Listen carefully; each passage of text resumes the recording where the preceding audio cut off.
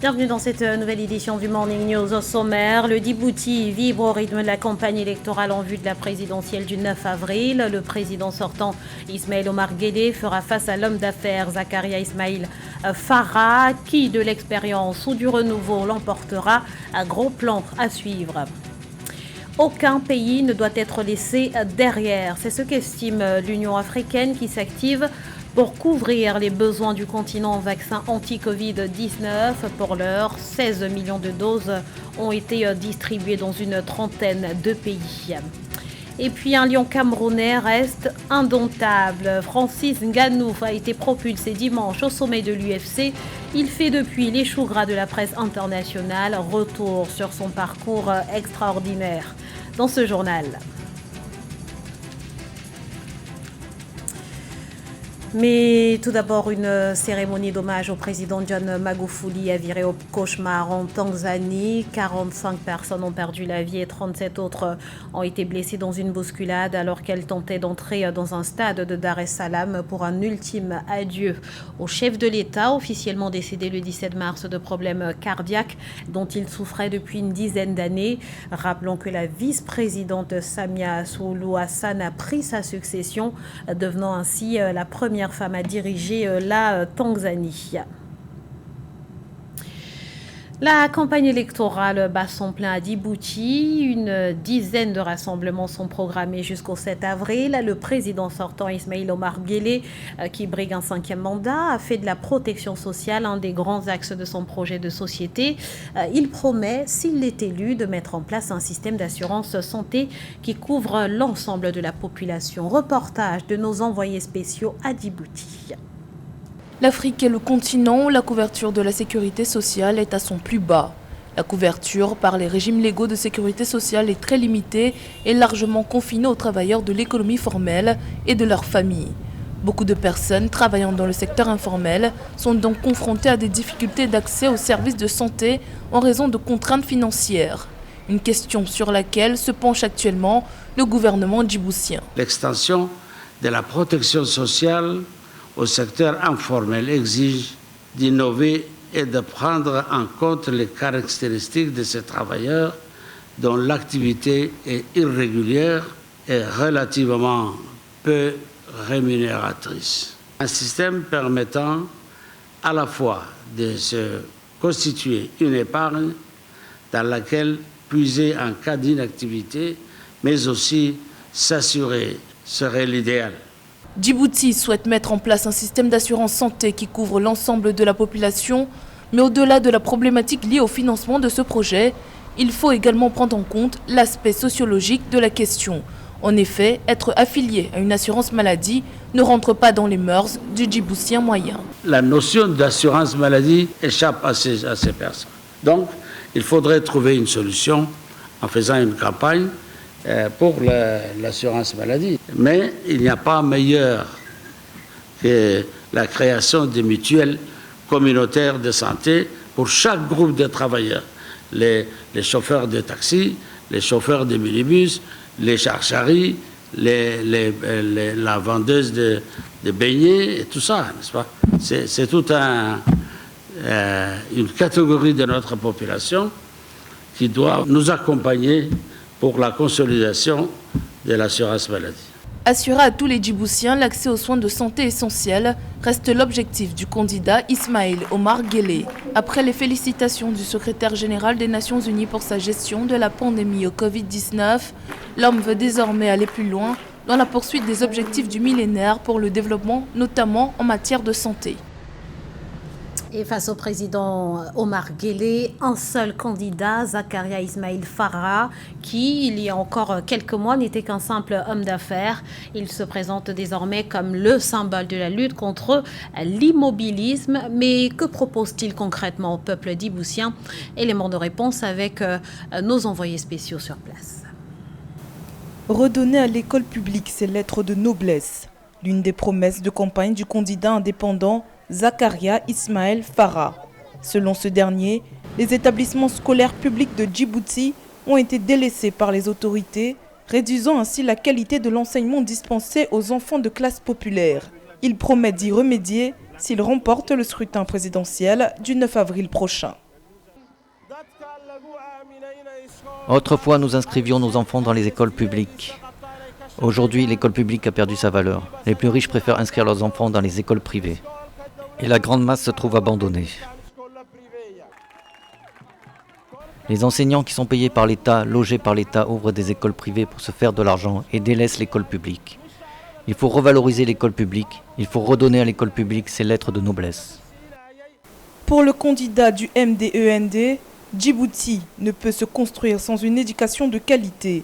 L'avenir du pays, dit l'homme qui veut placer l'humain au centre de l'action publique, dépend d'une éducation de qualité accessible à tous les enfants, quelle que soit leur origine sociale. Mais pour Zakaria Ismaël Farah, une éducation de qualité n'est possible que grâce à l'amélioration des conditions de vie et d'apprentissage de l'enseignant et de l'apprenant. L'éducation, la santé et la sécurité, voilà les 3 piliers de mon programme. Je l'admets que le problème de sécurité se pose avec moins d'acuité dans notre pays. Mais l'éducation et la santé doivent rester nos priorités. Voilà pourquoi je mettrai en place une prime de craie au profit des enseignants. Je construirai plus d'écoles pour décongestionner les salles de classe bondées d'élèves.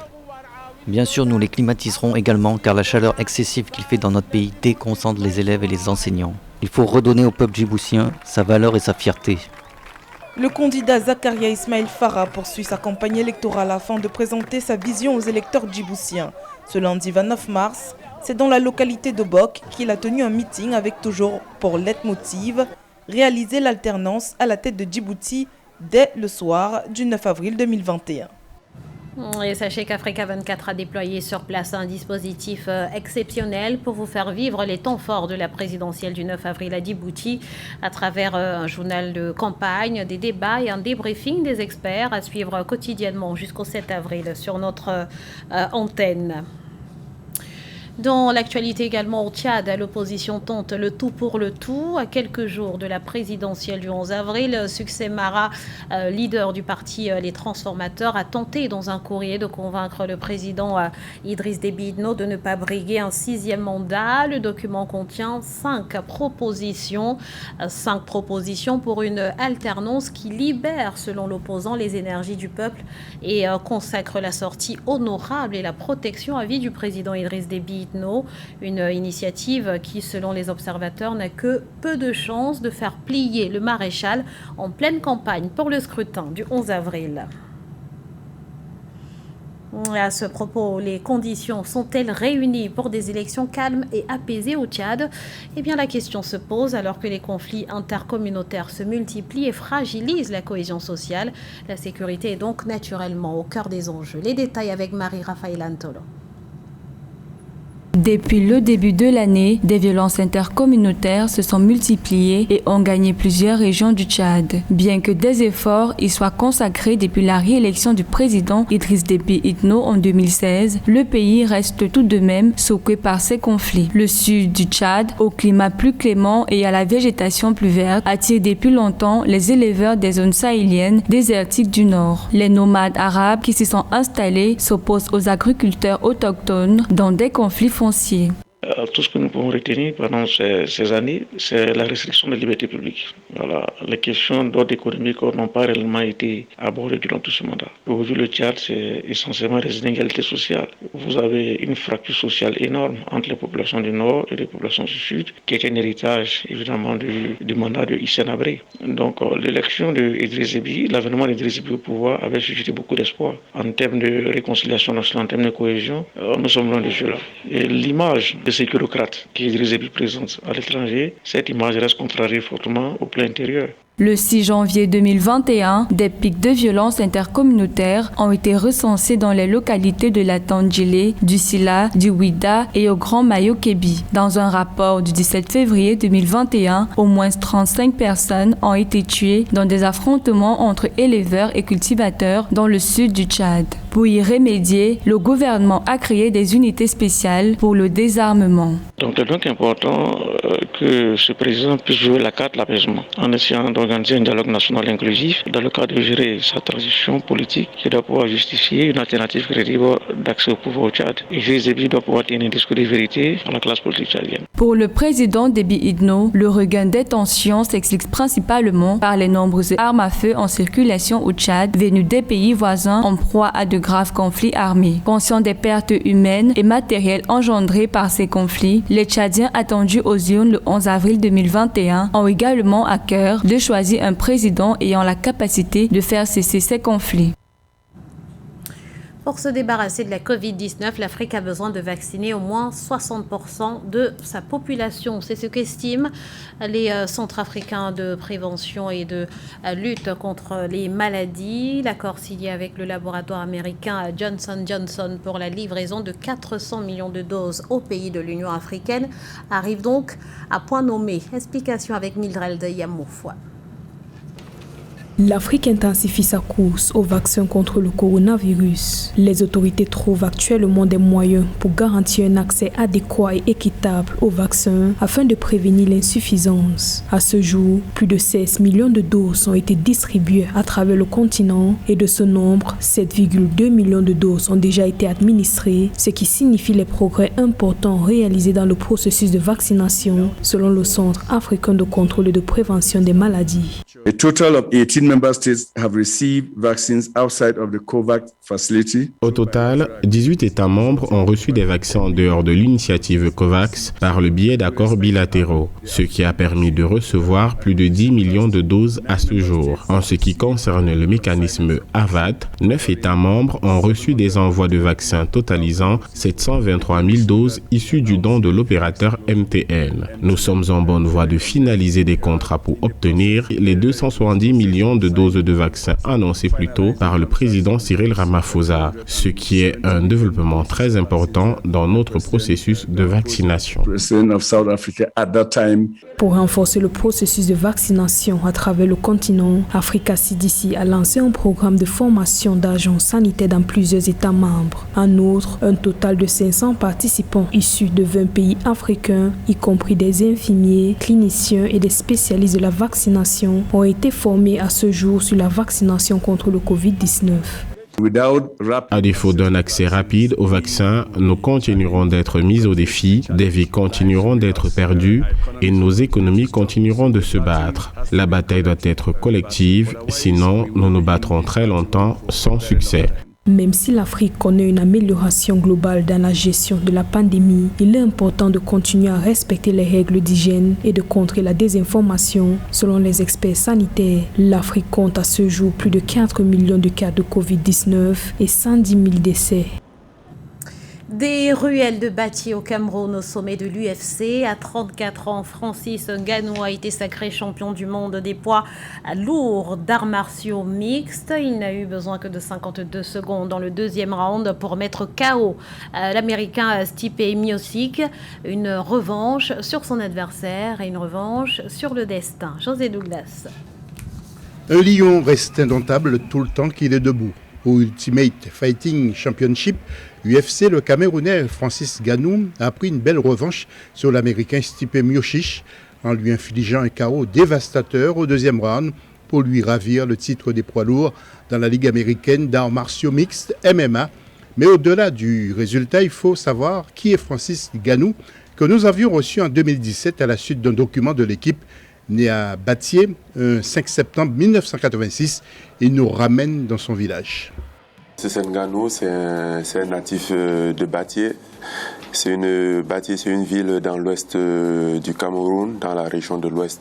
Voilà, je suis né là-bas, j'ai un peu grandi là-bas. J'ai vécu dans quelques villes aussi, comme Douala, Yaoundé, Boya.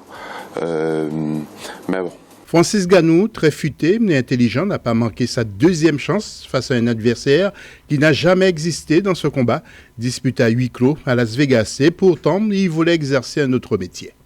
Nous sommes à Batié, ça c'est l'école primaire, donc j'ai passé une année, plus vu que j'ai fait toute mon école primaire dans 5 établissements déjà, à cause du divorce de mes parents, alors du coup on n'avait pas cette stabilité. Ouais, et là je rentre, je regarde un peu, c'est émouvant quand même. Quand je suis arrivé au collège, je faisais la technique et du coup, en ce qui concernait l'architecture du bâtiment, je comprenais très bien, j'avais une très bonne maîtrise là-dessus et je crois que j'ai eu une passion pour ça. Il a effectué de petits boulots pour survivre avant d'en arriver là. Justement, j'aurais pu être encore là-bas en train de travailler si je n'avais pas eu de rêve. La preuve, j'en ai encore plein d'amis qui sont restés là, qui n'ont pas été ambitieux, qui n'ont pas eu de rêve, qui les a poussés. Parce que quand on est dans cette partie du monde et qu'on n'a pas des gens pour nous aider, qu'on n'a pas peut-être une famille pour nous envoyer à l'école, pour nous aider pour les études, l'espoir disparaît au fait. Âgé de 34 ans, il compte désormais 16 victoires contre 3 défaites. Il est devenu l'homme à battre dans cette catégorie, mais le colosse de 1m93 et plus de 110 kg, qui a quitté son Cameroun natal en 2013 pour Paris, est solide et possède un gros mental.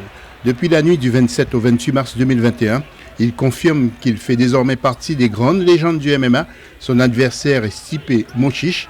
Il va s'en souvenir encore très longtemps du Camerounais Francis Ngannou, qui est un fan de Mike Tyson.